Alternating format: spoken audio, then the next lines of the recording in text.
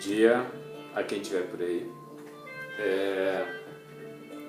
Esses dias eu fiz um vídeo para reflexionar um pouco sobre aprendizados da cultura oriental, sobre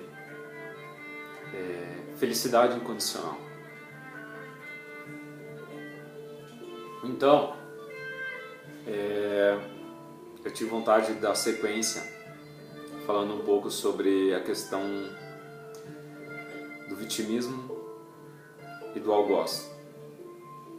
São reflexões assim que eu vejo que alguns amigos, e me incluo junto, estamos tendo por aí a respeito disso. O que acontece? Quando você se sente vítima pelas coisas que acontecem com você, tendo ou não tendo razão, não importa a razão, porque o que acontece? Você está colocando a responsabilidade da sua vida em outra pessoa, em outra coisa. Quando a gente tem um algoz, a gente considera que tem um algoz, por exemplo, o problema do país são os políticos, o problema do país é a corrupção, enfim. A gente está colocando a responsabilidade fora da gente, em outra pessoa. Você acha que as coisas vão mudar porque, caindo do céu? Isso não existe, isso não acontece. Todas as mudanças que vêm de fora, elas são na verdade mudanças para a gente sentir dentro. Aquela história, como eu falei, a realidade acontece aqui dentro da gente. Somos nós que sentimos o mundo. E a única pessoa responsável por mudar o nosso mundo, a nossa forma de sentir, somos nós mesmos. Ninguém vai dar isso pra gente de graça. Não vai acontecer. Então, o que acontece? A gente vê muitas pessoas que estão passando por situações muito difíceis, de muita transformação. Literalmente se quebrando, seja emocionalmente, financeiramente, o que for, as pessoas estão se quebrando por aí. Se você não pode mudar essa situação, está numa situação difícil, o que você pode tirar de proveito disso? Já parou para pensar?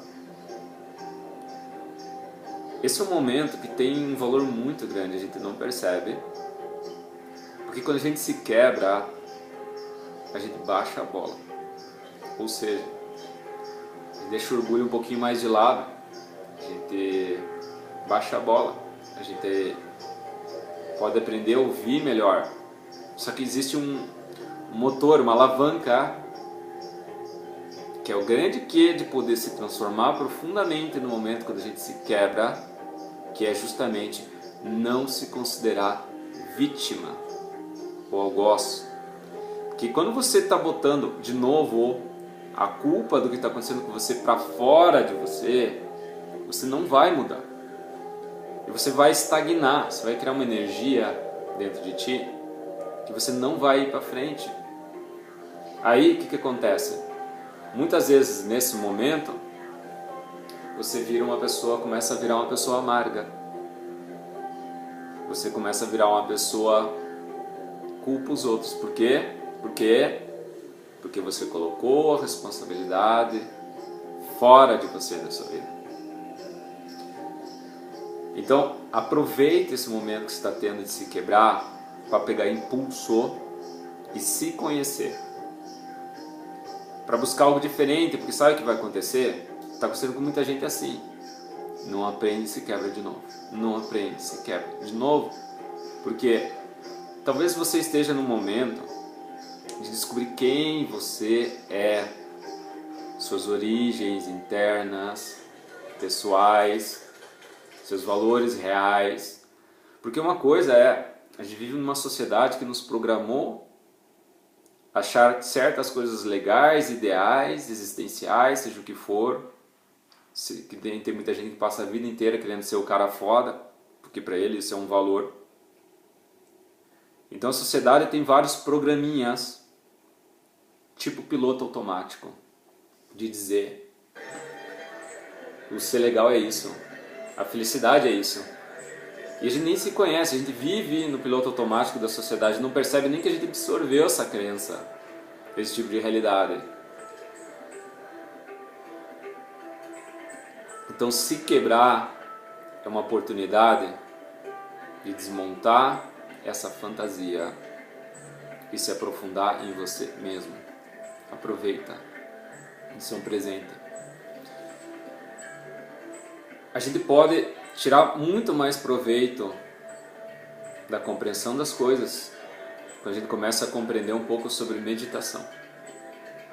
Eu de verdade, eu acho meditação incrível, eu tenho muito a aprender sobre meditação, tem muita coisa que eu não sei.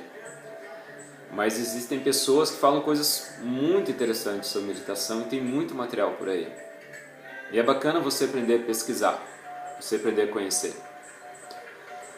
Para você entender um pouco o que é a meditação, o que a meditação faz, existe um autor, que é o Deepak Chopra, esse cara aqui, ó. Ele escreveu um livro Super Cérebro, onde ele desmistifica muitas crenças que a gente tem sobre cérebro, neurologia e meditação. Para você ter uma ideia, você sabia que uma pessoa que pratica meditação, o cérebro dela não envelhece, ou seja, não tem o desgaste que ocorre com muitas pessoas ao envelhecer, porque o cérebro ele continua fazendo sempre novas conexões neurais. Essa pessoa nunca vai ter Alzheimer, por exemplo, digamos assim, a grosso modo, tá? Não sou médico, mas tem coisas muito interessantes ali para se aprender. O poder da meditação ela vai muito mais além do que a gente sonha. E não tem nada a ver com religião, não tem nada a ver com misticismo. É como uma ferramenta de mudança psicológica aprender a meditar. Porque se a gente não cria o exercício de olhar para dentro, a gente não aprende a se conhecer. A gente fica acreditando em sofismas, em tudo menos no que a gente é. Só para você entender um pouco, para nós entendermos um pouco, uma coisa é o que a gente é, outra coisa é o que você pensa de você e outra coisa é o que as pessoas pensam de ti. Já parou para reflexionar sobre isso? Então, assim a gente abre um pouco a cabeça, porque a gente não se conhece. Então assim, quando você começa a exercitar a meditação, é uma forma que você começa a exercitar sua consciência, esse sentido de olhar para você mesmo e saber quem você é, o que te faz bem. Quando você olha para dentro de ti com atenção, muitas vezes você vai perceber em muitos momentos da tua vida medo a muitas coisas. O medo dentro da gente, ele funciona como um filtro. Esse filtro dentro da gente, ele não nos deixa nos conhecer, o medo. Porque o que acontece com o medo? O medo, ele é baixa frequência. Vou cortar aqui. Quando a gente começa a olhar para dentro da gente, a gente começa a compreender, a gente pode encontrar de cara medo.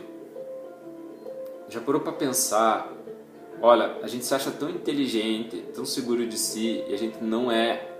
Vou te dizer por quê.